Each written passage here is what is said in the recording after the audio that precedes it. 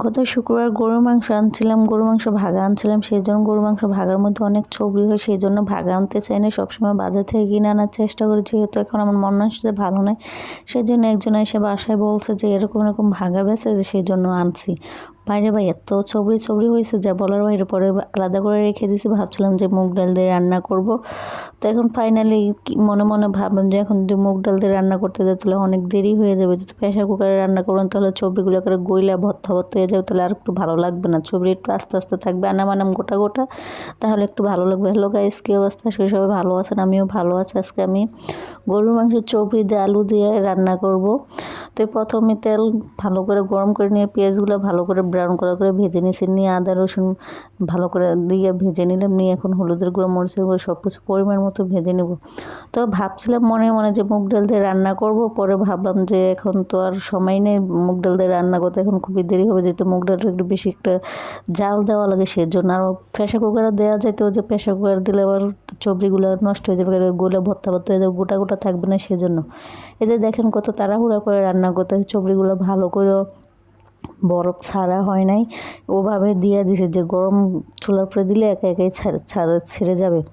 তো আমার মতো এরকম কে কে চর্বিতে এরকম রান্না খেতে ভালোবাসেন অবশ্যই কমেন্টস করে জানাবেন। আমি প্রথম রান্না করছি চর্বিগুলা দিয়ে, যদি বুটের ডাল বা মুগ ডাল দিয়ে রান্না করা যায় তাহলে অনেক ভালো লাগে, কিন্তু এই তরকারিটা অনেক ভালো হয়েছে। পরে আমি একটা কী করছি, যদি আমার ভিডিও দেখেন তো অবশ্যই দেখতে পারবেন যে আমি পরবর্তীতে কী করে ফেলাইছি, যে এক ঢিলে দুই পাখি মেরে ফেলছি। তো ফাইনালি আমার তরকারিটা এখন ভালো করে, এখনও ওটা ছুটানো হইতেছে না, মানে এত ঠান্ডা, তো এখন তো ভালোই ঠান্ডা পড়ছে সকাল সকাল, সেজন্য একটু ছাড়াতে দেরি হয়ে যেতে, আর আমি একটু শর্টকাটও করার চেষ্টা করতেছি। বললাম না যে প্রেশার কুকারে রান্না করতে চাইছিলাম, যে তেলগুলো নষ্ট হয়ে যাবে, সেজন্য আর করি নাই। তো আমার কাছে তরকারিটা এত ভালো হয়েছে, বললাম তো এক ঢিলে দুই পাখি মেরে ফেলছে, এই জন্য তরকারিটা আরও ভীষণ ভালো হয়েছে, অনেক অনেক ভালো হয়েছে, যা বলে বোঝাতে পারবো না। তাই যে এখন দেখেন একটা ভাবলাম যে গোটা রসুন দিয়ে গোটা রসুন দিলে একটু অন্যরকম একটা স্মেল আসবে, ভালো লাগবে। গোটা রসুন খেতে আমার খুবই ভালো লাগে, কিন্তু আপনারা অবশ্যই গলা শুনে বুঝতে পারতেছেন আমার গলার বয়সটা একটু ড্যামেজ হয়ে গেছে, এই জন্য একটু গলার বয়সটা অন্যরকম আসতেছে, মাঝে মাঝে গলাটা মানে বসে যাইতেছে, এই জন্য গলাটা ঝেড়ে ঝেড়ে কথা বলা লাগতেছে।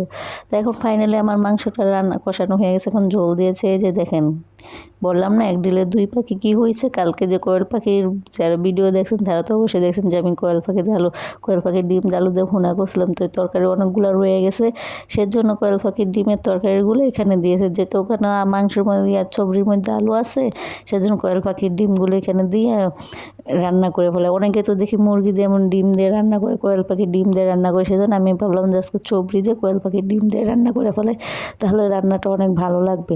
জানি না আমি কতটুকু আপনাদেরকে বুঝাইতে পারছি, যে আপনারা অবশ্যই আমার বয়স শুনলে বুঝতে পারবেন যে আমি কথা বলতে বলতে গলাটা আরও ড্যামেজ হয়ে যাইতেছে। তো ফাইনালি এখন আমার রান্নাটা প্রায় শেষ হয়ে গেছে, এখন আমি একটু পরিমাণ মতো জিরার গুঁড়া দিয়ে দিতে এখন রান্নাটা এখন কমপ্লিট করে ফেলবো। যেটা আমার বদ অভ্যাস একটা আছে, রান্না শেষে আমার চুলাটা না মুছলে আমার ভালো লাগে না, সেই জন্য আমার একটা বদ অভ্যাস। আজকে ভিডিওটা এই পর্যন্তই, পরবর্তী আরেকটি নতুন ভিডিও নিয়ে চলে আসবো। আল্লাহ হাফেজ।